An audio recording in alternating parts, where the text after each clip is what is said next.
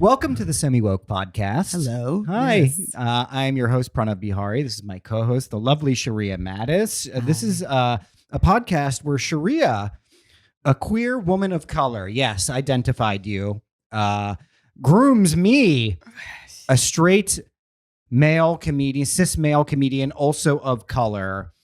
Sheria, this is an effort for Sheria to turn me gay. Nope. Basically. And what she's grooming me, really. Go ahead. Yes, I am grooming you, but it's not enough for you to be gay. It's never enough, is it? No. What you have to become is you have to become the tickle in Jessica Wilde's taint. Did you hear that, Mom? Shut up. your boy's grown up now. Also, shout out to Jessica Wilde. We've mentioned before how much I hate the season of All Stars, but she's kind of like a big bright light. Yeah. And also, in turn, I am trying to groom Sheria into becoming straight. So that's what she doesn't realize is I'm slow. Last time we had a Muay Thai fighter on. After this, I'm going to take her to Buffalo Wild Wings. Yes. Then maybe stop by Planet Fitness for some pizza. Did my mother hire you? This is what we call straight deprogramming. Buffalo Wild Wings, Planet Fitness. Yes. Okay. And then we're going to go watch a cage fight. Okay. Okay. None of those things. And you owe this to me. Sheria was 45 minutes late today. Why? Because she had a hair care incident where her hair care product, which is definitely toxic, dripped down into her eyeballs, stung them. Yes. And what did I have to say to this? Texturism strikes again, y'all. Yes. Texturism strikes again. You know what? I honestly think you bitches sent the Uncle Funky's daughter straight from my scalp. You know to my what? eyeballs. It was definitely some juju you incurred from the spicy clips that we had from that episode. For sure. Where a lot of biracials were attacking you. It was Attack of the Biracials. Wow. Okay. There were also a few biracial people who were like, oh, but it was mostly. I like your impersonation of biracial. Oh, thank you. Yeah, that's the white blood. That's the white blood in their veins, kind of doing that. No. There were some biracial. Okay, so we got a lot of good responses. Yes, definitely. A lot of positive stuff. We also got I got a lot of heat, and I knew it would happen. I said at the beginning. I was like. I'm going to get in trouble for this. And I got in massive trouble for this. You even started the clip by saying hey, I'm not telling anybody what to do. I love a wig moment. And they thought I said, I'm coming to cut up all your lace fronts. I'm going to shit in your wig like Leah Michelle. That's not what I said. I don't know that reference, but I love it. Do you not remember when Leah Michelle said no, she was going to shit in obviously not. Okay. You remember this? But shit in your wig is going to be my new threat of choice. I know. Okay. That's a great one. You ran out of cinnamon zins, bodega guy. I'm going to shit in your wig, motherfucker. Okay. Shouts to Leah Michelle. Shouts to Leah Michelle. This is, she's proof of what can happen if you work hard. Even if you're an illiterate, mean person. Yeah. If you can hold a fucking note, we will let you do anything. And that bitch can sing. That bitch can sing her ass off. Okay. Well, listen, we have a... Wait, first, this is the first gay straight collaboration. Since... Give me a second. Since I became the tickle in Jessica Wilde's taint. Fine. Which happened about 2.5 minutes ago. It's the chemicals in the Uncle Funky's daughter. Yeah, texturism. It's texturism. It's actually, do you need you're like a preacher. Every episode you come in and you're dabbing yourself. Sweating. You're getting so misty. Between the Wellbutrin and the fro and the anxiety and don't forget hormones. My indignation for you being late. I know, okay? God, every time I know you get so tight. I was very short with you on the phone. You're like, so when are you coming? No, I was like, no. When are you getting here? I was like at 12:05. You know what I loved? What time? You know what I loved was how passive aggressive I was. I was like, hey, are you coming? That's right. Are you gonna show up? I'm like outside screaming with my one eye open. Which is a normal weekend afternoon for you. Okay. Oh God. Listen, I don't want you getting shot by the NYPD because of a texturism. Exactly right. I'm running around like this. And they're like, she's got a gun. Yeah. Okay. Just a bottle of. I'm not trying to see you in the Post. All right. I'm trying to see you in the Daily News. Are we getting in trouble for shouting out Uncle Funky's daughter so often? It's a great product. It's just not a great product to have in your. Well, they need to start lining our pockets. Okay. Oh, yes, pay us, God damn it. That shit is so fucking expensive. This shit is like $14 a bottle. Guys, at least give us $14 an episode to compensate Sheria. Oh, that would be a dream. I know. I want to introduce our guest now. Sorry, yes. She's a wonderful comedian. Yes. I actually love this person for many reasons. She's so wonderful. She's hilarious. Liz Glazer. Liz, thank you. Thank you. I was having a lot of thoughts Yeah, good. while you were talking, but I didn't want to talk until I was properly introduced, because Absolutely. I don't know, some podcasts have like different rules. Listen, you know what I mean? amazing And I didn't- etiquette. You know what I'm saying? Yes, absolutely. Yeah. I think that was great that you've introduced yourself now. Thank you. I'm We're very gonna- professional. We're going to talk about something Yeah. really intense. Okay. And I'm so glad that you waited. Your hair product? Well, yes. Can we talk Yes. more about We're going that? to talk more about my hair product. That's what you're here for. Yeah. But first, let's pay some bills real quick. Oh, let's do it. I love how you were like, oh, I'm so glad to be talking. Shut the fuck up so we can pay some bills. We'll be right back. All right, we're back. We're back. Thank you so much. We're Okay, back. we're here with Liz With $5 in our Glazer. pockets. That's right. $5? You think we're making $5? Okay, you're right. Fake it till you make it. Fake it till you make it. That's right. We're here with Liz Glazer, the hilarious and talented new mother. True. Yes, congratulations. Thank you. Liz, you Yeah. said you had some thoughts while we were jibber jabbering over here. Oh, I don't remember all of them, but I was thinking the product has to be good, right? Yeah. Because if it's hurting you this much Yep. and this consistently, and you're still saying it's good. So can I talk about the thing? Because you said I was a new mom. I don't know what order things go on the podcast. Whatever Okay. order you want. But I Yeah. was told that there's a segment on this podcast where you have a problematic fave. Yes. Okay. And you can edit this wherever you want. Hey, no. Okay. Let's We're let's not start doing with that. our PMATIC But- phase. Yes. But I love it. when I told Sheria what my problematic fave was, you really came at me. Okay. Oh, So, but I'm already gonna on your make- side, just so you know. Thank you. I Okay. appreciate it. Hold on. So, because you just now, I think, put forth an argument that's very similar to the argument that I would put forth for why this is my problematic fave. I know it's problematic, but it's also my fave. No, Liz, fantastic. by the way, No, fantastic. was a law professor in a previous life. I know. Continue, Liz. Oh God, you're gonna. It's been a while. It's been a while. Continue, But Liz. so I from what I understand, this podcast is about wokeness. Yes. And so a problematic fave is like if somebody is problematic, but you're like, I'm sorry, whatever they're putting like them. out is Yep. so I still good love it. that I have to love it. Yes. And I have a new baby with my wife. She's a month old. And I imagine like nobody here is a parent, I don't No, think. absolutely not. I didn't know. Like I'm still at the stage where I'm like, I relate to non-parenthood and also parenthood because I'm Okay. in 'Cause this it's like new. right. Wow. It's really new. Like I remember what it's like to be like, I don't know what you're talking about with your baby, you know. But now I have a What is baby. this, Park Slope? Shut up. Right, exactly. And so with a baby, like you gotta ride their schedule, and their schedule is every 2 to 3 hours. They're like, and it's time to eat. Yeah. And their stomachs are so small, and so like if they feel the hunger, they have no words. They just cry their eyes out. Wow, that's like doing a podcast with Sheria. Sure. Okay, but the cure is not as bad The as baby what just starts- you have found. Okay. The baby just starts flapping its hands Yes. uncontrollably. Oh, you don't know what's going on. Get her tested, okay? Get her evaluated. right. So anyway, like sleeping is a whole thing. It's like an art and a science and a craft, and all of it is like to put your baby. Well, first of all, there's no good way to say put your baby to sleep. Because you say put your baby to sleep, I'm like, that's not what I meant. You say put your baby down. Also bad. You know, put her to bed is like a little better, but it still It's sounds still a little bad. creepy. It's Yeah. like I want the baby to sleep Yes. in where the baby sleeps, which is Okay. a bassinet that I'm happy to talk about as well. First of all, the fact that we survived with as little tech as was available Yes. at any of our Yes. junctions of life Yes. is astounding. The way you're doing all of this Yes. as a preamble Yes. to soften the blow Oh, yeah. of you It's by design. reading fascist bedtime stories Okay. to your baby. So there's a sleep course.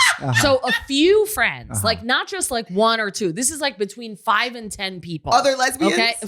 Some. Oh my Okay. God. People were like, hey, there's this sleep class. And it was all like Democrat, woke, queer, whatever people. Yeah. And they're like, listen, the woman who teaches it is extremely problematic.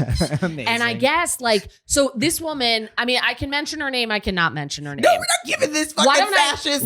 I'll mention it. You can bleep it out. No, mention it. It doesn't matter. Nobody watches this. Okay.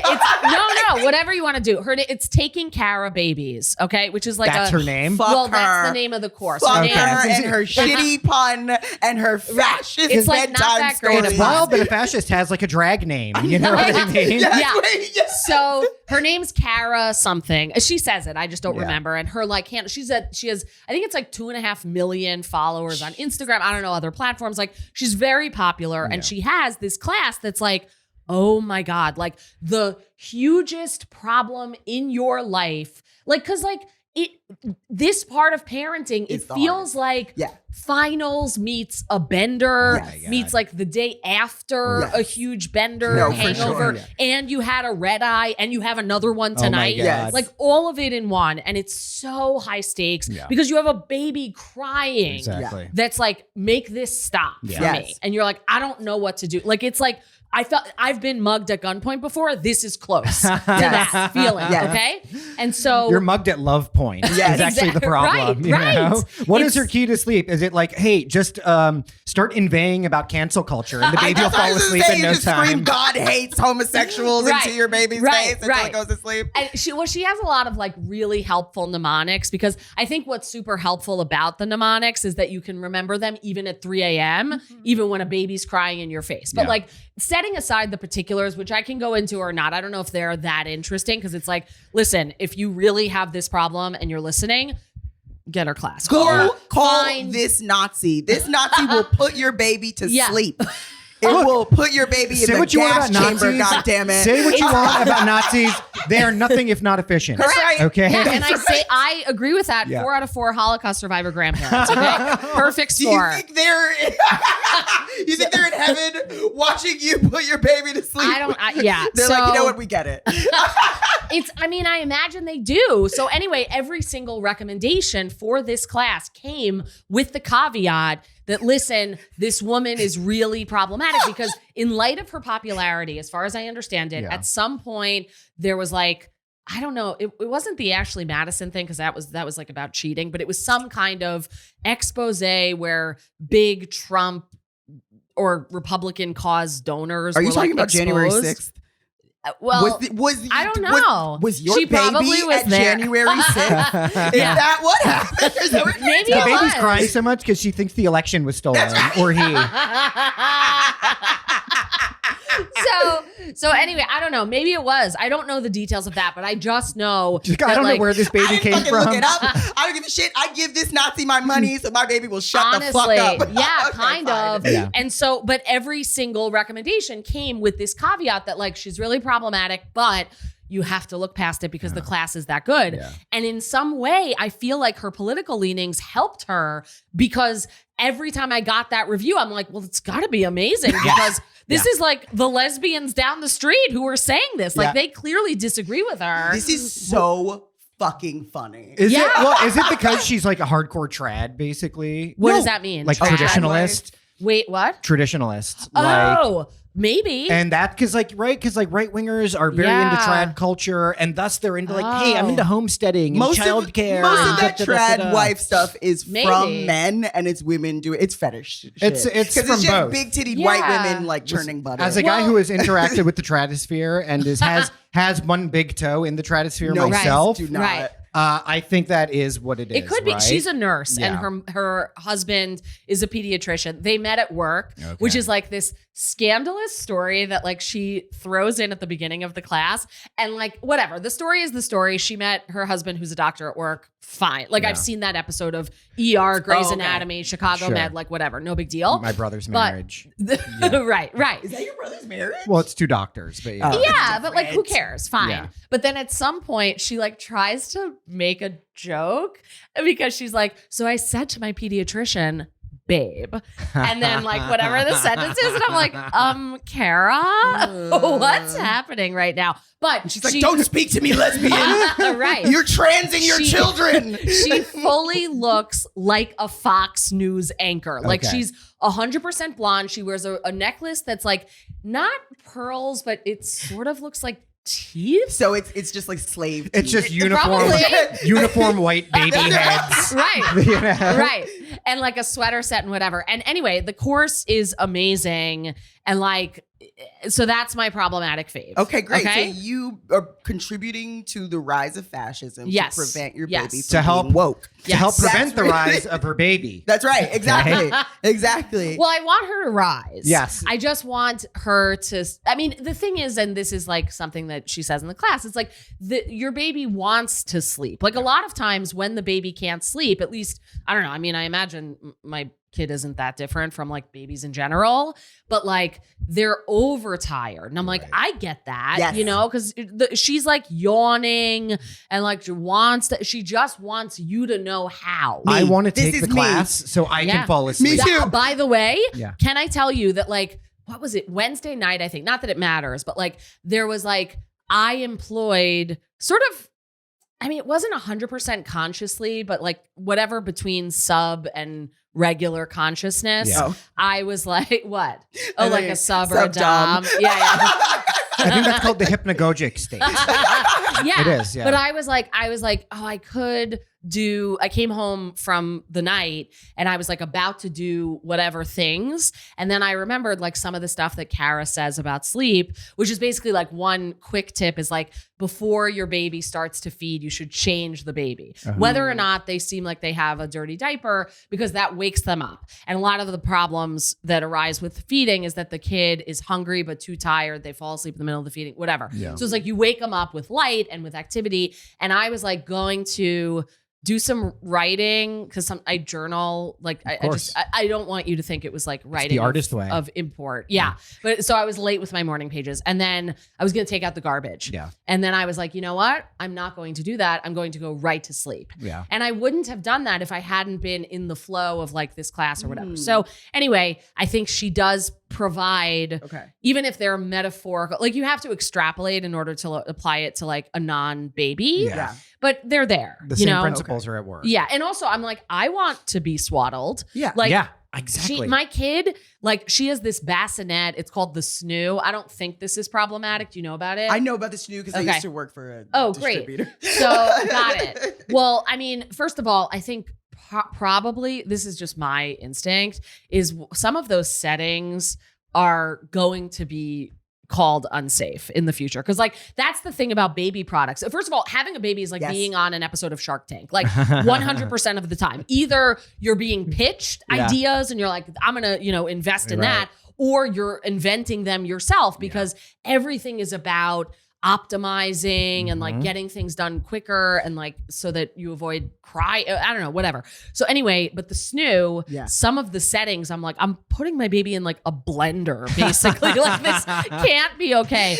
But level 1 on a snoo replicates what Kara, among other people probably, says that you're supposed to do, which is she has the cries technique, which is a great mnemonic for what you're doing, which is, constrain. God, I'm so bad at this. I said, maybe she's not as good as I said. Like, what? Yeah, exactly. Right. And she just stole this from how cops like take down unarmed children. Probably. Yeah. No, it's constrain. And then it's basically like you introduce movement. I think that's I can't remember R, external noise, and then sucking. And there's one other thing, which I can't remember, which is R. I promise you, Yeah. I will never have to know. I will never, ever, ever have to know. I have actually helped a lot of baby sleep because I have that's 3 nice. nephews and a niece. So Sure. I've definitely, Yeah. and our family were very coddling of them, right? So it's like, time to put the child, and then you're walking around with them for 20 and minutes you do or that. like this, and then you sleep with them. Right. Yes. Right. Oh. And it's a full concierge experience. And then one time I have a friend from Spain. Okay. And I went down to Florida to visit him and his family, and their version of putting a baby to sleep. I remember we were like hanging out. It's like, I have to put the baby to sleep. So I'm expecting, I pull out my phone. I'm expecting 45 minutes. He just takes the baby who's crying, puts them in the crib and then just shuts the door. Oh, yeah. That's a thing. That's a thing. That's a thing. There's a whole thing about like I was horrified. Yes, it's terrible. It's bad. Horrified. That's why so many people are It's gonna be shitty. fine, Yeah. man. No, It's no, fine, man. no. That's what he says. No, it's good, man. It's Yeah. good. That's And like it's a school of thought of Right. like, oh, don't give the baby attention Yeah. when it cries. It's just Right. trying to get attention. You have to teach it to like communicate clearly. Right. Yeah. So we also don't do cry it out. Like we're very like picking up and, Yeah. Yes, holding. you're lesbians. But then also at some point there has, at least for us, I imagine to some degree there are differences among babies that like there needs to be a little technique introduced because, we're holding her forever and she's just like clearly tired, but doesn't know how to, put herself to sleep. Yeah, of course. So, did you even attempt to find a non-fascist to try to put your baby? Not at all. No. Of course not. I was like, she doesn't have that kind of money for some organic hippie doula-ass woman who wants to Vassar, Because I'm pretty sure they have the same techniques, but you know what? It's fine. So we're here with Liz Cheney, lesbian Republican. I'm so glad to have you on the podcast. Thank you. Do you want to take away our rights as well? Just let hers. me sleep. I'll do it. Yeah. I will literally do anything. Yeah. Well, do you have trouble sleeping? I have really bad Yeah. trouble sleeping. But that it's you know what it sucks. is? I drink coffee constantly. Yeah. I drink coffee You before pulled I up do with a shows. Coke and a Oh, coffee. yeah. Yes, exactly. Right. I drink coffee in the morning. I drink coffee in the afternoon. I drink coffee at night before I have shows. If I have a late show, I drink coffee right before my spot. And then I get home and I'm like, it's 3 a.m. and I'm crying and I'm like, where's the Republicans? I put on a Reagan I need a speech. Republican mom. Yeah. That's the next step. You just put on like a welfare mom speech. Sure.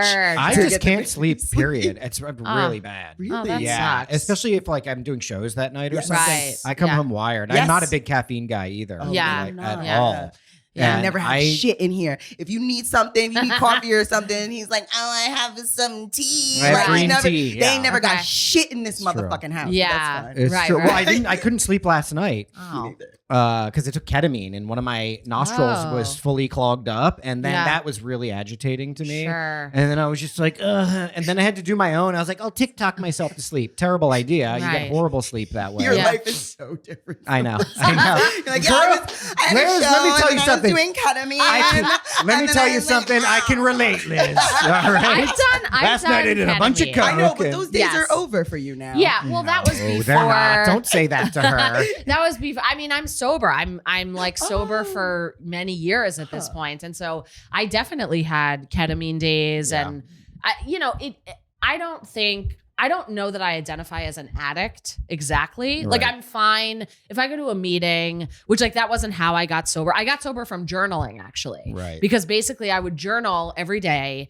And then every day I noticed at some point that I was journaling about how much I regretted the drugs that I did yesterday. Right. And at some point I was like, I think if I stopped doing the drugs yesterday, I would at least have more interesting things to say today journal, yeah. in my journal. Like it seems like there's just this layer of an onion that I'm like willfully not Yeah. peeling off. So wait, were you like a coked out lawyer? Is that what was happening? No, I mean No? no, I did coke.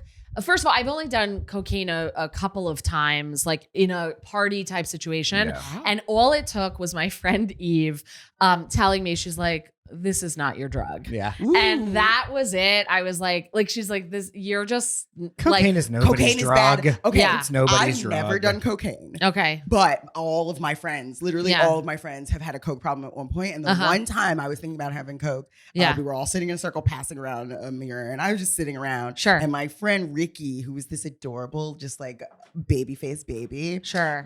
I was How like, does he sleep? I was like,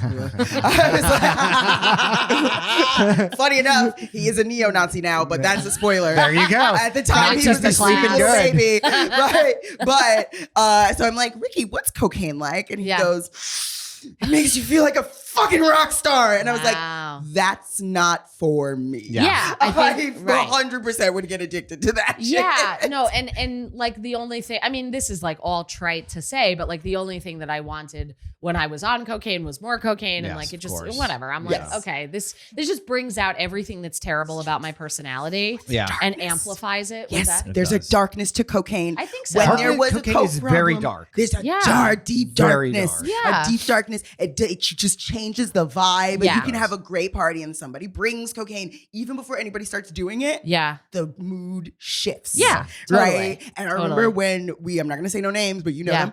When my friends were doing cocaine, like it went, the friend group went crazy. Like people were stealing from each other. Dude, I was going to say cocaine breeds liars. Yes. Yeah. That's what it turns you into. If you're, I've seen this because I've never been a huge cocaine person. Right. I've done it here and there, parties, drinking, that kind of thing. Usually without drinking, it'll put me to sleep. But it's bizarre. Yeah. I've heard that before. Yeah. It's a weird interaction that I had. Yeah. Interesting. But I witnessed people who get really into coke and these people all become liars. They do. It's a bizarre thing. Well, I mean, what strikes me intuitively as a reason, like there's one reason which I don't think is accurate for what you're saying, which is like, you think of addicts as liars because they're like stealing to get money, but I don't think that's not what exactly. No. I feel like coke makes you into this like narcissist, self-aggrandizing, like you're Donald Trump, basically. Like that's your personality. It's and true. so lying feels like I could do whatever the fuck I want, including lying. I don't know if that's the reason, but that's like what strikes me intuitively. But I did ketamine one time, like at a party. I remember I drove like around a block. Yeah. But like, and my brother came in the car and he's like, "What are you on?" And the way that the story like is in my memory and how he has retold it is like that scene in Wolf of Wall Street where I thought it went one way and in fact it was like an entire other when he was way. on the Quaaludes at like the country club or whatever. Yeah. And I was like, what? Like, and he's like, you were so not okay to be driving. I think he was just like, give me the keys. Like whatever. And it was literally like, I mean, and I'm not just saying this in my defense. I imagine it sounds like it, but it was literally like, hey, I have to move the car from a parking spot to another parking spot. So anyway, not that I'm condoning anything. Now I'm a mother. What we've learned about you is that that you are a lesbian neo-Nazi who likes to drive on ketamine. That's great. Got this you. is the soundbite. Great. Yeah, clip that up, everybody. Right, okay, exactly. well, we'll never have you back on. Wait, actually, okay, let's get into our topic just a little bit. Yes. And I want to start off because usually this show starts off with Pranav apologizing for offending somebody. Great. A little bit, if we have a guest, usually the topic is stillbirth. So Pranav, could you apologize for I am the sorry stillbirth? about that. I know he did exactly. that. I know. I'm sorry I gave her that ketamine. Okay, 6 months in. For sure. So okay, so I met you and your wife, and when I met your wife, she was very pregnant, and we were talking, and and everything was great, and then I saw you a few months later. Correct. And I'm bad at things. Oh no. And I immediately came up to you, right? And was like, "How's the baby?" And I want you to know, Sheria, that like you are not alone in that story. Like, first of all, I literally don't even remember, which I don't say not at all. Okay, and I don't remember, not because I don't remember interactions with you. I don't remember because like that specific thing has happened so many times because I think it's natural that like if somebody's pregnant and then a few months go by, you're like, how's the baby? Bro, that replays in my head. Oh, don't. I'm telling you that I don't remember, like, in order to allay any of those anxieties. I'm telling you immediately after you were like, like it's I could hear the Curb Your Enthusiasm. No. It's okay. Song. So I did something similar once. Yeah. With a comic, and their partner was sick or whatever, and they were posting about it, and I hadn't seen them in a while, and we were, always on good terms, and I always loved seeing this guy. I was like, "Hey, how's your partner doing well?" And he just got really silent, right? And then he left the show. He didn't even do his spot. No, don't name names. Oh, sorry, no, okay. I felt mortified by my fucking idiocy there. But it's like, right. That's different than a baby because you're like, hey, what, Yeah. And also I came up there real hot. I was like, yes, baby time. Who's got a baby? Right. Like if you had started crying, I totally understand. No. I mean, and I guess like, different people in that situation are going to be different. I always hesitate, like, because I think as a person who has dealt with grief and a particular kind of grief, people ask like, what should I say? And I don't know that there's any like, here's what to say, here's what not to say. Like there's a lot of memes on the internet, that you can find about that. But like, I've never read any of them and been like, that's right. I'm just like, I don't know. I was somebody in my past who was so uncomfortable around the topic of death that I just didn't know what to say. Yeah. And so I would avoid like reaching out and dealing with loss. And by that, I mean, I did an album about your grief and stillbirth. And I say grief and stillbirth because grief attends stillbirth, and also there were other losses that I wanted to talk about because I had jokes and stories about. Yeah. But I also wanted to bring them into the narrative because one of the things about stillbirth and pregnancy loss is that the grief is sad, tragic, everything like that, shocking, terrible, and it's confusing because I never knew our daughter, Leo, of blessed memory. Like, I didn't know her, and it's different from my dad dying or our cat Mona dying. Right. Where when we think about my dad or Mona, we think about memories of them and their life. And, right, exactly. And like, you know, that doesn't mean that one type of grief is worse or better, or there's no Olympics of it or whatever. It's just like a compare and contrast situation. And I think for me and Karen, my wife, one of the things that like I really wanted to do in talking about it was to highlight that confusing element, because that was the thing about it, at least for me when it happened, that I was like, but this is weird because I'm sad and I don't necessarily have something to attach it to. It's sort of like this abstract grief about. You were like, am I pro-life now? Right. Well, it's interesting that you say that.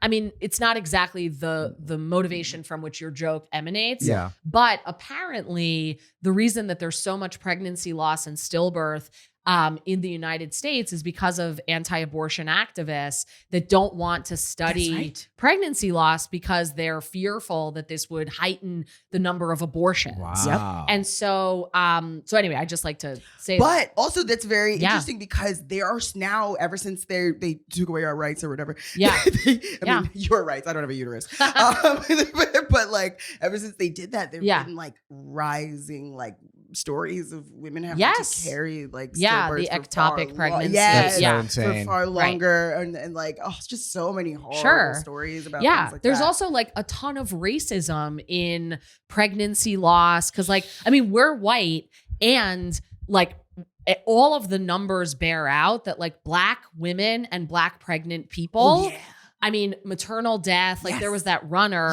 just recently that died. In her home, Yeah, it's a terrible story. They almost killed Serena Williams. Right. The only reason why Serena Williams is still standing today because she got a white husband who was like, I will burn this place to the fucking ground. Yeah. She's rich as hell. It doesn't matter. They almost killed Serena. They almost killed Beyonce. They don't give a fuck. Beyonce also had a miscarriage as well. I did know that. Yeah. Oh my God. If you listen to Lemonade, if you listen to the songs about that. No, Lemonade is amazing. What's Lemonade? No, I'm kidding. I'm kidding, Sharia. You don't know what he doesn't know. Sometimes he just like doesn't know things. It's really weird. What if I knew all of your references and I just did this to torture you like 1,000 pricks? Like, who's Beyonce? Literally, whatever. Let's not even get into that. Sure. Yeah. But I say that because I say it on the album, and also I like to say it whenever I'm talking about it, just because like, you know, it seems to be a thing. Yeah. Yeah. And so anyway, so I figured like, that's why I thought it would be good to talk about here specifically. For sure. And I think also there's some links, obviously, not too many. I'm not trying to compare what I have going on with me to what you have going on with you. But like the whole medical racism thing, especially as it pertains to like gynecological care. Sure. Or like it like I experience it first fucking hand with this hysterectomy and all the other surgeries I had around it. Like I told you about when I had my uterine artery embolization. Oh, it was I went to pain management. Got it. And this crazy nurse, like it's pain management. She was like, "Here's a Tylenol. Take some deep breaths." Like, and it was the most pain I've ever experienced. Sorry. I was crying and screaming, and they would not give me anything heavy until like 3 a.m. when I threw up blood. Wow. It was insane. And I could see it was because then they give you extra strength, Tylenol. Right? No, I wish. No, I think she kept being like, oh, she's having drug seeking behavior. Oh and my it's like, God. yes, I'm seeking the drugs. That's why I'm in the pain management ward after this extremely painful, way worse than my hysterectomy. So much pain. It traumatized me so much. I literally still have nightmares about it. I really do. Like I was crying, begging for drugs, and finally someone gave me morphine, and that was great. Good. But I'm glad for that. One of the most. Yeah, it took until like 3 a.m. I was literally screaming in pain. Yeah. I felt bad for me, but I felt worse for the lady next to me. Sure. Yeah. No, that's awful. I honestly deep down kind of thought like, because of course I knew about Serena. Right. Of course I know about medical racism. I had done my research or whatever. Sure. But you always think you're special. Yeah. You always think, yes, I know. Like, I mean, not, you know what I mean? That would no, totally. Know that like stillbirths and miscarriages and things like that, they are very common. Yeah. But no one thinks it's going to happen to them. Of course. I don't think Serena Williams thought that she was going to be discriminated against during childbirth. Well, and also like there's something kind of athletic about childbirth. Like the way people talk about it also is like, even, I mean, the people who I have generally talked about childbirth with are not athletes.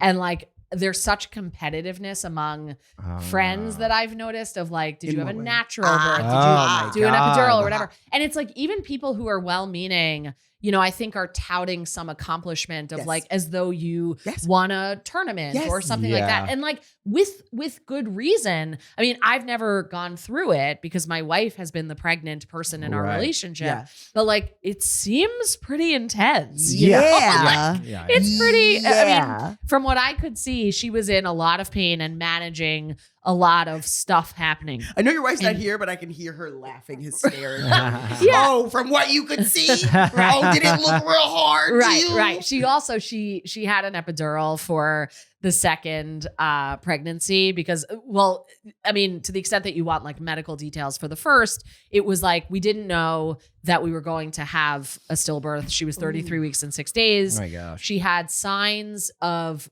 maybe preeclampsia, and preeclampsia is the conjunction of bloating, high blood pressure, and high protein in your urine. Right. And what's difficult is that's like very much like a dosage or an amount kind of thing because each of those 3 prongs are also signs of pregnancy. Yeah. Okay. And so it's like this thing where it's like, oh, you're probably fine. Oh, no, you're not. Oh, no, you're not at all. Right. And it sort of escalated in that way. And like, we had no idea, not that that's like better or worse, but it is different for some. Like some people know your baby has died and you are going to deliver a non-living baby. Yes. Right. For us, it was like, she was having contractions and like whatever, we went to the hospital and she delivered in like maybe 10 minutes in triage. And so for that, she didn't have an epidural. That's why I went on that tangent. And so to the extent it's like useful information. And the only takeaway really that I come out of the experience in is if you can, as a pregnant person, get classified as high risk, I would. Right. Because like that was really, I mean, of course, there's like luck and who knows what and whatever, but like we were so much more heavily watched because we were classified as high risk, and the classification is important for insurance purposes because then you get more checkups and whatever covered. So anyway, that's like the PSA. My God, I didn't know it was like but, that. That is really intense. That's intense. Yeah. That's really and different intense. doctors and different hospitals and doctors' offices have different protocols for what qualifies as high risk. Like, for example, some places will be like, you're over 35, you're automatically high risk. Right. Other people are like, well, you have to have like so many risk factors in order to become high risk or whatever it is. But like what's problematic, not in this way, but like not the sleep class way, but like what can be a problem is if you're not initially classified as high risk, the classification later in the pregnancy, this is what happened to us, may not be quick enough for you to then fall into a different category enough to get checked enough. Right. So anyway, and I say all of that not because it's like, well, here's what would have made everything better. I don't know if it would have or wouldn't have, but that's like the things that we did differently in the second pregnancy. Yeah. What I was going to say, which is a far lighter topic, is during the second delivery, which was also pretty quick, but like not 10 minutes in triage. They call that a bat out of hell delivery. Christ. Yeah, It's but a medical term. and that's what they said. Like, that's what a nurse said to me, was like, this is this kind of thing. So anyway, but in the delivery of Eloise, our daughter, who is alive, thank God, knock on wood. I'm Jewish, but I hedge my bets. I know And you're Jewish. I because know. you were like, whatever. May our Yeah. memory be a blessing. And Right. I was like, oh, I love you. I love you too. I really, and I hope you can sleep. So I just keep thinking of both of you in your sleep. So anyway, Thank you. So Karen had an epidural, and like Karen, unlike me, like does not have a drugged past. You know, like she doesn't have the cocaine story. She doesn't have any of that stuff. And she's very like, not straight laced, but like she's a good girl. Yeah, she liked you because you were the bad girl. Yeah, Yes, exactly. And so, but Karen, when she had an epidural, at some point, first of all, she's like, "This is amazing." And she's like, I just want to say, everybody should get an epidural at some point in their life. And I was like, I'm voting for her. Like, that's, she said it like it was a platform. And anyway. Can you put on some jazz? This feels really good. Actually, that's so funny because we did. We literally have, because I play jazz a lot. Like, I don't know, I do the YouTube jazz. Do you know what I'm talking about? Yeah, like if 15 hours. Right. And it's a cartoon of a coffee shop that like also could look like an abandoned site where a bomb had just gone off. Because it's like a coffee shop and like, why is nobody there? And all of the coffees Something's are about to steaming. happen. Yeah, exactly. But it's relaxing. Yeah. Like lo-fi jazz beats to be old too. I do.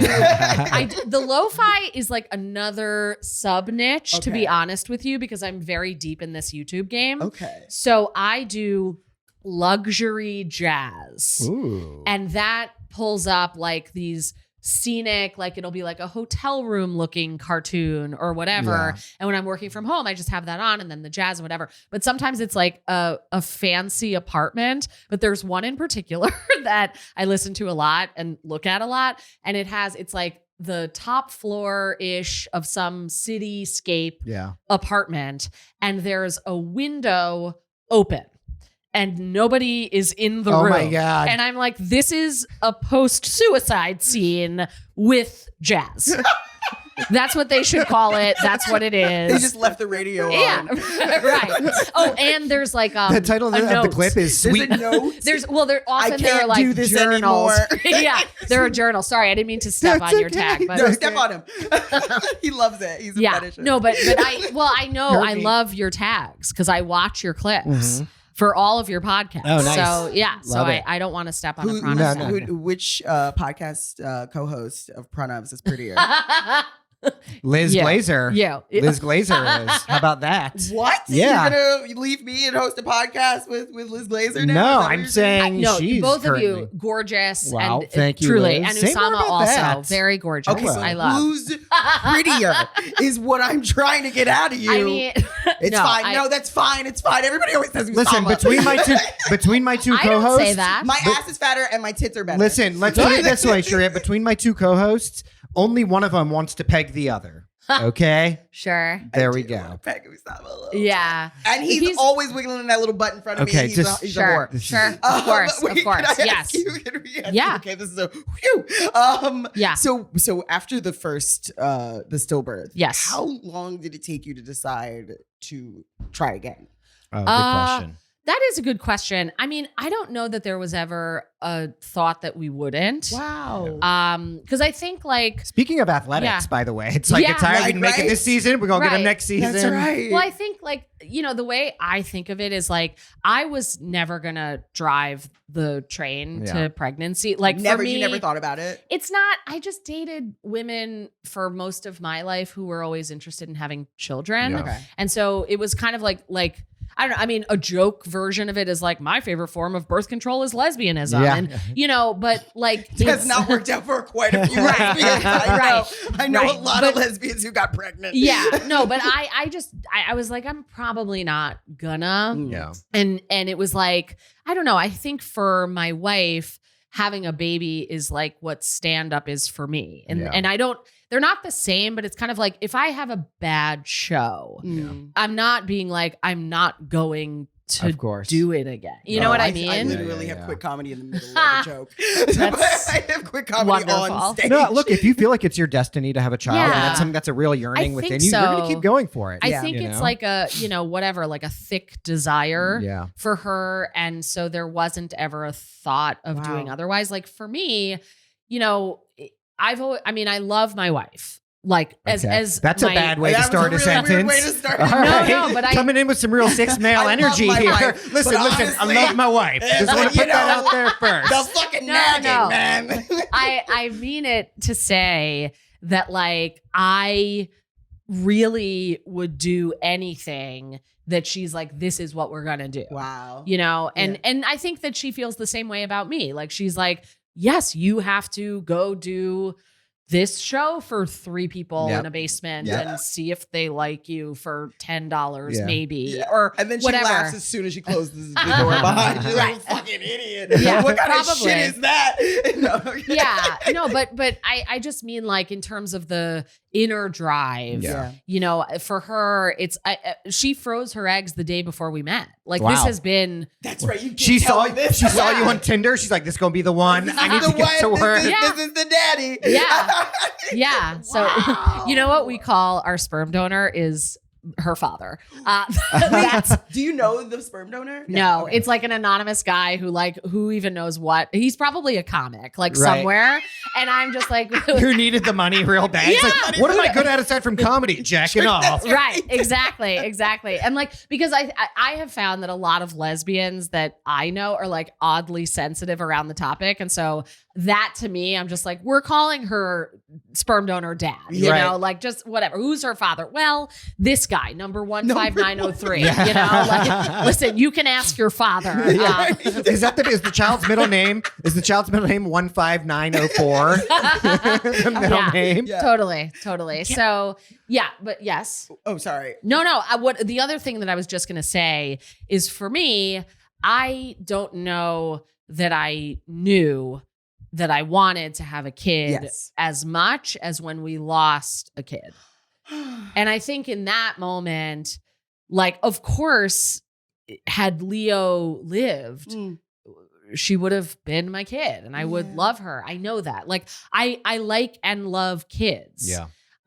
Even though I wasn't going to be like initiating a process or whatever about it and around it. But like, I think losing a kid, I was like, okay, I get, like obviously we got into it to have an alive kid. Of course. And also, one of the reasons that I wanted to do the album before we talked about anything, like Karen was pregnant at the album recording and I didn't say that on the record, but part of the reason for that, like, whatever artistically was like, there's a lot in the stillbirth and pregnancy loss narrative about rainbow babies and just like this is the manifestation of like all of our love that we didn't, whatever. And I get that. And I think it comes from a good place, but it's also like not how people work. Sorry. Can you explain what you mean by rainbow babies? Like we had this loss and that's terrible, but we have a kid now. So it's fine. And not everybody is like that, but there is this kind of. This baby is at the end of the rainbow. Yeah. That's right. I think, okay. that's it. I never even thought of. Okay. Now I understand. No, that I thought you just meant like lesbian baby, rainbow baby. But hey, this is why I'm here. I'm here to learn. If she's gay or not, she's going to be anti-gay by the time you're done with all these sleep class for sure. She's like, can you put on Fox News? That's right. That's going to be her first words. Sin. Your parents are living in sin. That's right. Wouldn't that be like if we had a Michael P. Keaton? What's Michael P. Keaton. That is a very old reference. Yeah. Thank you, Nick at That's Night. his name, right? From Family Ties? From Family Ties. Yes. No, I was saying Michael J. Milo. Fox, That's Alex P. Keaton. Alex P. Keaton. Right. That's a very cute version of a Republican child. Yes. The reality is you'll have a Milo Venta what's his name? Milo Yiannopoulos. Oh, or who else is that? You know that. Why are you looking at me when you need fascist references? Because you watch I Joe understand. Rogan. I do not watch Joe Rogan. First you of love all, Joe Rogan. I do not. But Okay. I do not. Just because I don't hate Joe Rogan does not mean that I love Joe Rogan. I came across a clip recently of his. I don't watch him. You're a fascist. Okay, but Don't be bullied by her. Don't get I gay just- bullied by Sheria, Liz. Okay, that's what this is called. I know I'm not. Yeah. But it was like just in reels or whatever, and he was saying something because I have a lot of anxiety. I imagine I'm not alone in this room and having a lot of anxiety. I'm perfectly well adjusted. And he was talking about how working out can be a really great tool for anxiety, which a lot of people say, but the way that he said it was like, because you can put all of your anxiety into this very hard workout that you're anxious about. Right. And then the workout's done and you feel that sense of relief that the workout's done. So you feel less anxious. Listen, the thing about it too, in my experience, because I do work out, I work out a fair amount. I lift and I do Muay Thai and stuff like that. I started lifting recently. Is the best thing for you physically. It's the best thing for everybody. Yeah. But I think for me, what it is that, and I'm not an overly anxious person because I have a lot of tools in the kit. Sure. Right? I meditate a lot and all this and that, and the other thing. But I think what it is also is anxiety in many ways is also a kind of surplus energy that's within you. 100%. It's almost like your mind is grinding its teeth. Yes. Sure. You know what I mean? That's a very good way to put it. So for me, working out and stuff like that, I might be anxious, but if I go in and I do an hour of Muay Thai or I go and I lift weights, it's like I've expended some energy where only what's really necessary for me to chew on is going to be there. No, that's why I walk for 2.5 hours. But you know what? I got that information from literally every other source but Joe Rogan. But Don't be shamed by her. Do not be shamed by her, Liz. I'm not saying that he is great. I don't know the guy and I don't listen to the podcast really. So it's literally just from this one clip, which might have been an ad. I literally don't even know. So if a guy who's got like over 1,000 podcast episodes or whatever, he's gonna say things that you agree with or don't, or you know what I mean. Clock is right twice a day. It's like, and Joe look, Rogan I say foul shit. Right, like I say foul shit all the time, Sharia. Yeah. But you're not Joe Rogan. What does that mean? I'm here to what a tautology that is. Huh? Thank you, Liz. Thank you for that vote of confidence.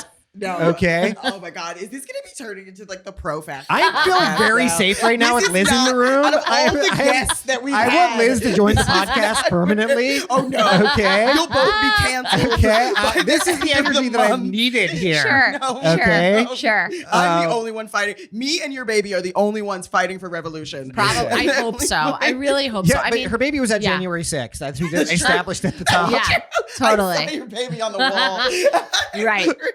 That would be so cute. That would honestly, if your baby was the one who took a dump on Pelosi's desk, it would have been like, that's adorable. Can I tell you, when my daughter takes a dump, I have like, I feel like I took a dump when I get so excited about poop. Yeah. I've never thought that I would be this person. So anyway, why? Because it's like, you're with them in their distress when they have gas. Oh. And, then they feel so much better. Oh my God, this is like after it's like a healthy kind of codependency with the Yeah. child where it's like their pain is my pain. Yeah, right? totally. It is me and Pranav, like if I'm like, my tummy hurts, and then I rip a big fart, and he's like, good job. That's true. I have to a soothe girl. Sharia a lot. Sure. Okay? Sure. As much as she I'm getting rails that against dynamic. the patriarchy and this and that, That's true. I am out here soothing her. I am out here reprimanding her. Literally, Okay. I call him just crying. Yeah. Like me and my girlfriend have kind of adopted Sharia. That's in many ways. nice. Yes, Okay. Like, if you're looking to adopt a 30-year-old black woman, I'm available. Absolutely. I'm available and I'm looking for a home. Yeah. Yeah. So, okay. I wanted to ask you, Please. So obviously this is not a research-based podcast. So I did not Bad way to start a question. I know. Again, yet. I didn't listen to the album, but I do remember while you're on the subject of the manifestations of things, like I remember that you were talking about your father's passing. Yes. And that you were thinking of naming the baby after your father. Yeah. Yeah. So our daughter Leo was named for my father Leon. Yes. Amazing. And then Eloise is what is it? It's an anagram. Portmanteau right? Like Leo, the letter. The right. letters are scrambling as an anagram. Yeah. And my wife wanted a name that could be shortened to Ellie because she thought that was really cute. And I was like, I agree, but I want like a full price name in order to then discount to the nickname. Yes, I just like give her options, And also then that opened us up to like more dead relatives that we could, shuffle into the name. and so who died here? You're scrolling through the obituaries. Right. Well, no, like it's, my dad and my aunt also died, Eleanor, and also my grandma was Esther. So like that with Leo it's It like, works. right, bang for the Yeah. buck. I love what you were Yeah. saying about a full price name versus because sometimes you see people are like, it's just Ted. Your Yeah. name Ted. I'm like, what? Who the fuck named you just Ted? Exactly. Right. That's You not know? an employable Yeah. name. It's Theodore, fine. motherfuckers. That's right. Theodore. Let's have some decorum That's still. right. Be Well, a grown I'm up. just like, she can always, she could choose a totally different name. Yeah. Like she could do whatever she wants, Yeah. but and I'm just thinking like, there's a version of the future where the person who chooses their own name is like, and my name is January 6th, you know? That's right, yes. Like, it's like I'm a revolutionary, but like not the way you want it. Yes. And so maybe I certainly hope that she's not like a terrible conservative, but of course Listen, I will you're love making my You know what? daughter. one. Listen, So- here is a trend that I have noticed. Yeah. Okay. And Yeah. this is a generational thing. Sure. But the thing that I've noticed is that all the parents or all the kids who had super liberal parents, Yeah. their form of rebellion is going to Yeah. be Totally. to be a That's bit of a right. reactionary. Yes, I right? think, For sure, for yeah, sure. that's And- why I say it. Yeah. I Yeah. had very conservative, like very strict parents. Same. And thus I Yeah. let my Yeah. freak flag fly within Right. limits, of I was course. just gonna say you're Yeah. like a moderate Democrat. I am not a moderate Okay, Democrat. okay, Well, okay. I share that with you because I also have foreign parents, Yeah. and so I think that I don't know. Wait, where are your parents from? So my dad was Latvian, and then my mother is also a daughter of Holocaust survivors. Like my dad is a child of Holocaust survivors, so her parents were from Poland. She was literally born in a displaced persons camp in Rome Oh my gosh. after the Holocaust, and then grew up in New York. So she kind of seems not foreign, but Yeah. she's a little. I don't know. She always has that Yeah. paranoia. It's yeah. You know I how think people there's- like to name generations of babies, and this is a horrible thing to ask, but do they have people who are like, oh, he was a camp baby? You know what I mean? we met at camp. Yeah, he was a I camp mean, baby, I you think- know? I think that, well, because the word camp suggests like death camp. Yeah. So I don't think that people throw it around in that way because Right. I don't know how many camp babies actually survived. Right. yeah. And so I think that I don't. Yeah, They were Pranav. tough No. if I they mean, did. they're obviously like Viktor Frankl was Yeah. in a camp Yes. and like survived, obviously. So I don't know all of my. There's a lot of a language barrier with my grandparents because Yeah. like my dad's side, they lived in Israel, and I like know Hebrew from school and stuff, but like I don't know, they were like speaking this Russian Hebrew mix that Sure. I kind of understood, but not exactly. Right. And then on my mom's side, they spoke better English, but they hated to share. Right. Except for my grandma who died when I was very little. Yeah. That's okay. That's no one them. can hear that. Yeah. So, they can't. Okay, good. So anyway, I don't know. Sorry, the Hoteps are storming. The Hoteps They are- finally heard what I had to This say is the about Hotep hour, actually. It's like at clockwork 1 p.m. on is that? Bed-Stuy Oh, right is here. that when they And come it's out? really sad because there's like Oh. 5 of them. And there's less and less each time, and they're always Yes. protesting against gentrification. I'm like, Oh, somebody interesting. somebody was just able to sell their house. Exactly. And, And they move. left the And- group. Yeah, now there's only 4, and then there were 4. That's You so know. funny. Okay. Sorry, Liz. Please No, continue. it's fine. So anyway, so I think that my like growing up with foreign parents thing was like you have to like the limits that Yeah. you were describing. So it's like I also rebelled, but I was like, well, let me get like a law degree first, and Yeah. let me have like let me satisfy whatever you're saying about Ooh, safety that I yeah. kind of buy into Yes, for sure. because I also have the inherited trauma or whatever reason Yes. that Right. I'm not totally aware of, and then I will branch out Of and course. have Of my course. Now, that's a UC. very common immigrant pattern. I for think so. Kids Yeah. of immigrants. Yeah. Can I ask Yeah. you one little Of course. thing that is Yes. possibly offensive? It's I'm sure it'll be fun. Because you're a comic, Yeah. and like I mean, like you know what I mean. Like we make horrible jokes and Sure, references. Right? yeah. I don't know if you've seen my joke about fetuses. She got a fetus joke. I do have Okay. a fetus joke. Okay, Great, it's okay. yeah. I do have a very, very offensive, but it's supposed to be offensive. Yeah, sure, Joke sure. about people asking me about if I regret my hysterectomy because Sure. I can't have babies or whatever. Okay. And like people make dead baby jokes and Yes. things like that. Yes. How have your what were your thoughts before this happened? Yeah. And what are your thoughts about that now? I mean, obviously, like the dead baby joke is a trope. And I wasn't really like investigating that trope too deeply Yeah, no, because I was like, well, I think what I really want to do is construct an hour that like fully encapsulates what I want to say. And what I mean by that is like, does it accurately and honestly reflect what happened?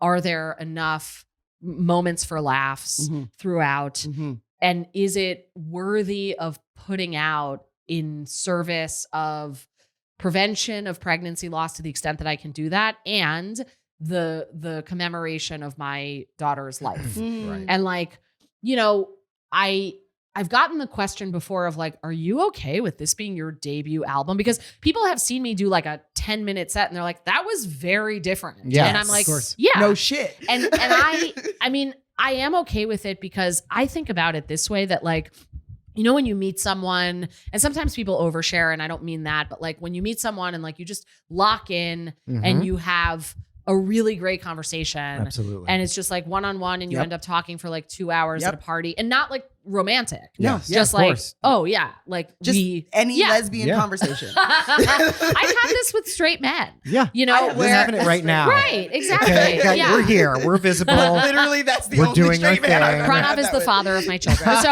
anyway. Yeah. Jesus.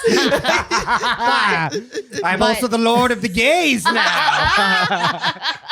I'm coming for your children, gay people. And everybody will get an epidural. So, but like I love when that is my introduction to a person, and then I know them as like, oh, now we're having fun at a party, and it's not an intense conversation, and like that's fine as well. And I think like I mean, I want to be the best comic that I'm able to be. Of course, And that has been both like part of what drives me and also part of what I kind of put into this category of like, but I don't want to be driven only by excellence and mastery because it was such an element of my old career. Right.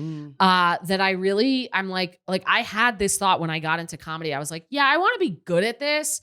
But mostly I want to remember that what attracted me to it at all was the ability to be honest. Yes. And not that I was lying as a law professor, but like there are constraints. Like you have to do what's on the test. Yes. And you have to make sure that they understand property law. And I don't have to do that anymore. Yeah. And that was the thing that I found attractive about it because I never intended to be a comic. Right. I did comedy because somebody was like, I think you should do this. And I'm like, I have a crush on you. Are you going to be wherever I'm going to do it? That's it. That's what you happened. did it for the pussy. That's right. You did Which it I for the didn't pussy. get. I mean, she's a friend, whatever. But like that was so gay. Sorry. I know. She's a friend. She's the godmother to our children Correct. now. But Exactly. It's fine. Yeah, but it's like I didn't have that way into it, and so when this happened, I was like, I mean, my first thought, not as a comic, just as a person, was like, am I ever going to be able to laugh again? No. Like this is like so bad. Yeah. You know, like it's so jarring. Yeah. And then as I started, like, first of all, it was just funny things that happened in the hospital. Yeah. And like my wife, who's not a comic, but she's a funny person, we would laugh because like stuff happened, you know, like this wasn't on the album, but there was this nurse who very well-meaning, I'm sure, but like came in and was just like, you know, we had this dead baby and like she was in our room because that's like part of the protocol, whatever it is. And so They she just was leave like, you with the dead baby. oh yes. Oh, Yes. wow. They do. And I'm not saying that's bad. No, but it's it's like a thing. Yeah. And so I guess she took a look at Leo and then she says to me and Karen, she's like, she's perfect. She is so beautiful and perfect. And like to a point that I was like, should we tell her? Like, does she not know? You know? You were going to weekend at Bernie's this baby Correct. just for the sake of this nurse. Correct. She's sleeping so peacefully. Right. You're in the wrong room, I think. Yeah. God, It was just like so weird. And so like stuff like that where people would just say kind of odd things. And I, at some point, and this was because I'm a comic, I was like, I think I need to write these things down. Yes. Yeah. And so I started this file called Way Too Soon. And I, you know, like, first of all, I'm working on a documentary now about the making of this Amazing. hour. Oh, wow. And yes. part of the reason that I am compelled by that project is not so much that the making of the hour was like that hard. I mean, it was regular in like there was a grieving process, but like my suggestion is not like this hour was like harder to make than somebody else's hour necessarily for process reasons. Right. The reason that I want to do it is because I initially was intending to tape when Karen was pregnant and I had all of these my wife is pregnant jokes. Yeah. Then we had the stillbirth and everything got shifted time-wise and also material-wise. Yeah. And so I have all of those jokes on tape. And then also I did a set 3 weeks after the stillbirth where I just did the way too soon jokes. And some of them made it to the hour and some of them didn't. And I've edited that footage. And it's like interesting, just like, you know, the progress from like 3 weeks after to like a year later, you know, just in the development of the jokes, I guess. But also I think it's more like the development of the grieving person and just like, you know, the energy around it. But I think because when I started comedy, it wasn't like, oh my God, I'm so funny. I want laughs. I want attention. Yeah. Like everybody's story is different for starting comedy. Yes. For me, it really was like, wait, I can just like say what I want. Say what I want and be myself. Yeah. Like I never knew that. Yes. Right. Yes. And I of course you need to get it like punchline. So like, funny. There's skill, etc. I'm not saying not. No. But that wasn't why I got into it. Like if I wanted to just keep getting better at a competitive thing, I could have stayed being a law professor. Sure. Exactly. I was a tenured law professor. It's like, you know, like there's so many things in comedy. Wow. So you were a very brilliant law professor. Well, I was good at doing things that would get me ahead in that world. Yeah. And I say that as a distinctive point because it's not that I wasn't good at it, but I didn't love it like people did. Like I have friends who are law professors who are like fishes in water, you know, where like, this is what they love. This is what they would be doing anyway. Like I heard a story about, I think this was about Adrian Vermeule, who definitely would not listen to this podcast, but I mentioned him by name because he's super Republican and definitely like patronized. He's probably best friends with that sleep lady. Okay. And he's like a famous professor that I had at the University of Chicago Law School. I think he went on to like Harvard or Yale or both and like works in the government, you know, that kind of person. He was definitely on the Epstein Island. 100%. He doesn't seem like that, honestly. Oh, sure. He was like oddly like one of those people who are like, but you seem like a nice guy. Like it's confusing. Anyway, that's what his victims said. Maybe. I don't really know him that well. Yeah. He's like very smart and good at being a law professor. Yeah. But the reason I bring him up is that he, I guess, when he was in practice for a short time before joining academia, he was like allegedly like a bad lawyer because he would just be daydreaming about these like theoretical problems about law. Yes. And he's like, and then I started putting them on Post-it notes and my whole desk at work at the law firm was all of these Post-it notes for like articles I wanted to write. Right. And I'm like, that is a person who should be a law professor. For sure. Right? Yeah. Because it's like, it's coming out of you anyway. Exactly. So find a thing that allows you to do that. Yeah, absolutely. And I didn't have that. And so yes. Sorry, were you already as a law professor the type of person to talk about hard things in like a funny way? I don't know. I was a law professor when I was 27 to 33. Wow. So I don't know that it was like a time in my life that was like that hard. Yeah. And honestly, the things that were that hard in my life at that time were like breakups, drug stuff, like things that I wasn't bringing to work. Although not that I'm recommending that anybody go through like the catalog of publications and law reviews that have my name, although it's my full price name. But work, because there I was Elizabeth. I was Elizabeth M. Glazer. You there. better work. That's an employable name.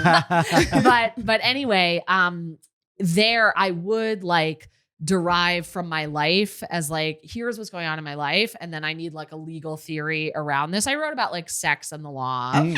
And so anyway. I'm not reading that, but God bless. There's literally no reason sounds spicy for somebody who already reads. Sounds like somebody was on a lot of Adderall because they were.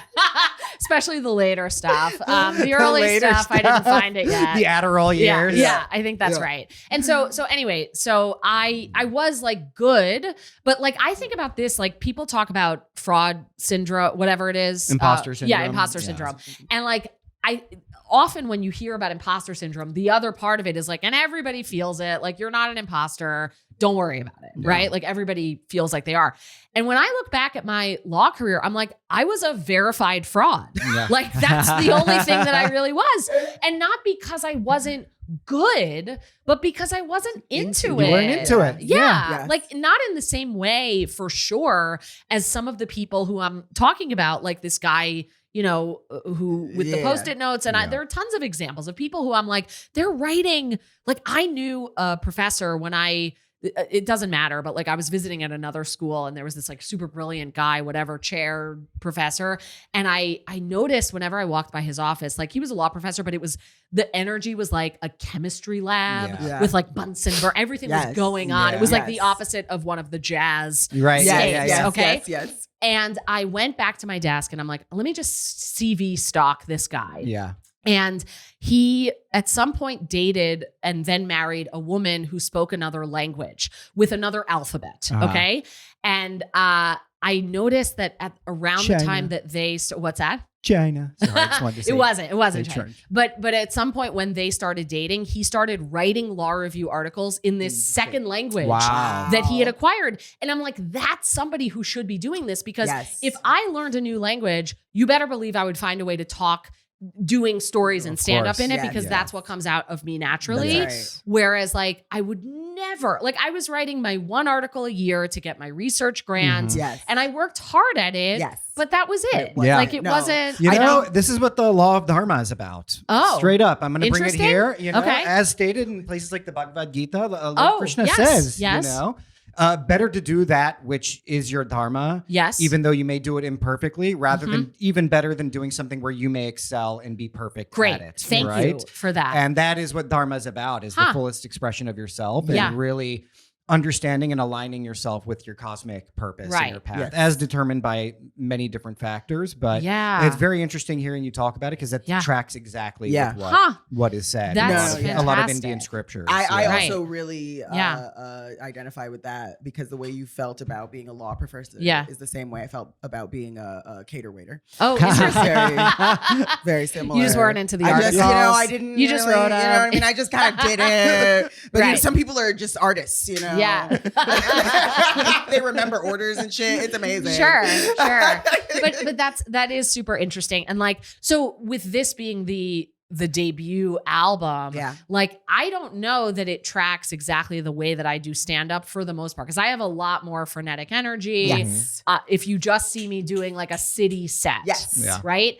And I've gotten that comment about like, oh, it seems a little bit different. But like, I also wanted the vulnerable one-on-one party conversation as like the thing. Cause I'm like, I have to do this. Yeah. Like, So you know what? I think there's way too much anxiety with comics in terms of, oh, this is my voice now. This is my brand. Because you know what? It's all part of you, and it's all all part of a step towards getting you towards what it is that who we are, right? On stage. Also the like fun setup punchline, even it, like, and you're not like, you know, you talk about real things, but you do. Liz got setups and punches. You have set out here. It's set up punchline, but you are talking about real things, which is like I really appreciate that. Thank you. And I may not be like I may not be able to kill every room, but I'm always my thing, and I'm trying to let go of this a bit. But my thing is that I want to say the things that I'm not allowed to say. 100%. Right? That I want to say the things that I've been told not to talk about. Yeah. I you know, just like with the fibroids thing, like I that's not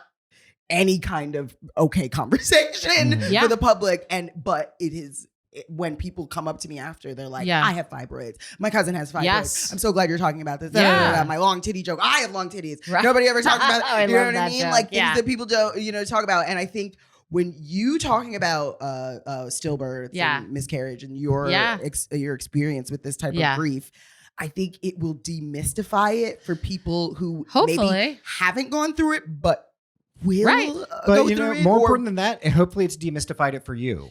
Yeah. Right? I mean, I appreciate both as, you know, parts of the project. And like, my intention was to just make something that was like a coherent, through-lined type of piece that fully encapsulated the experience that this was.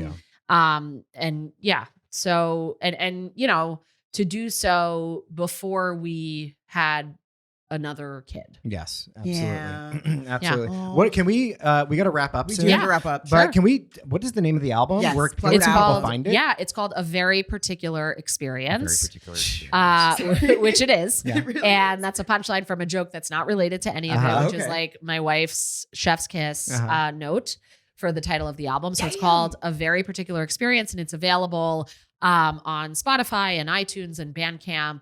You can go to Blonde Medicine's website.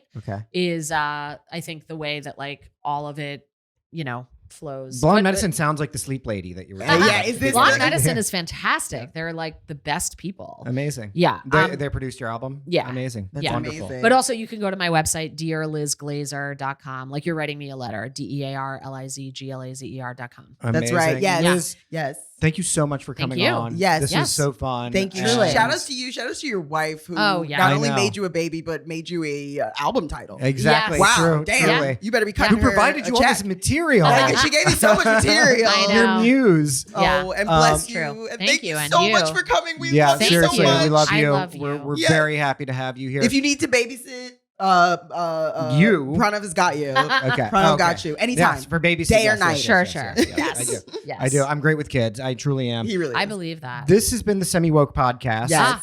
Guys, find us everywhere. We love you. Thank you. Yes. Stay Stay semi woke. SemiWoke, guys.